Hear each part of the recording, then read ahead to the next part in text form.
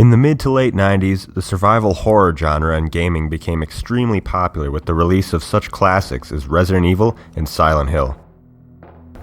In the early days of the Resident Evil series, gameplay featured still images as the background instead of fully modeled 3D environments.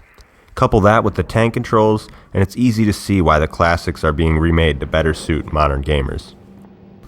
With all that being said, I really enjoyed my time with Resident Evil 2 for the N64, and since the entire game made it onto the 64 megabyte cart through a marvel of technological effort, I don't feel bad about playing a technically inferior port of this classic, because I'm not missing any of the gameplay. I think Resident Evil 2 is one of the better aged games from the 5th generation, and honestly beating it was a blast, and it's become one of my favorites of all time. But now that I'm done with that game, I figure it's time to move on to something else, and I'm feeling the survival horror genre still, so let's pick out something good.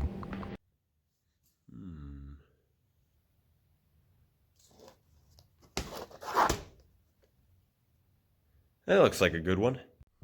Scooby-Doo Classic Creep Capers is a year 2000 N64 title that is rather unique in the world of Scooby games. Most of these Scooby-Doo titles were platformers or point-and-click PC games.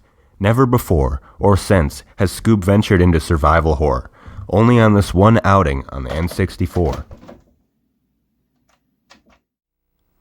When we boot up the game, we are treated to that gleaming THQ logo which I miss oh so much, as well as a certain Terraglyph Studios. Before someone let them do Scoob, they already fucked up 2 PS1 games about the Tiny Toons. To be fair, Scoob has never been done justice in the games department, since his license is always given to a shit developer. Yes, ladies and gentlemen, this is the game that's supposed to give you the creeps. Honestly, I don't even know what to say about it, other than that, what a lousy fucking job. I mean, honestly, it just drags on and on. Like, let me go.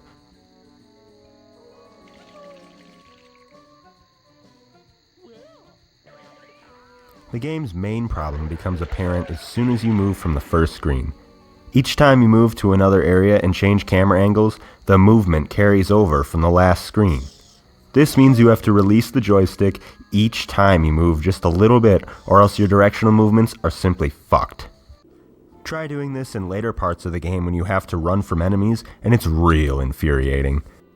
Take this example here, for instance, when I was just fetching the gang some firewood like a good boy would do. No problems here, just getting the wood, and holy fuck! Now they expect me to utilize the game's broken-ass controls to escape this motherfucker's grasp, and I barely do it. One time this unused fucking snowman model started chasing me around. At that point, I didn't know what to think of this game. So any chance of the game itself being fun is already out the window.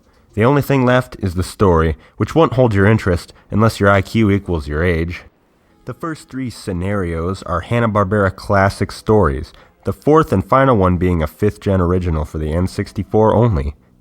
I mean, I get these are Hanna-Barbera classics and all, but they lose all their entertainment value after age, 7 or so, in my opinion. This place sure is creepy. Overall, the game just does not have intriguing content to keep a mature player interested over a long period of time. The first level sucks and drags on and on and on, and all you have to do is avoid this guard and you'll pretty much beat it. It's just long and tedious. The second level pertains to a certain snow ghost, which I am not frightened of at all personally. I'm more frightened of the unused model, honestly. Either way, it's a boring level. You just explore this mansion with no items to pick up. It's like Diet Resident Evil. No, it's like starved for content Resident Evil. The third level starts off with you being chased by a tiki man.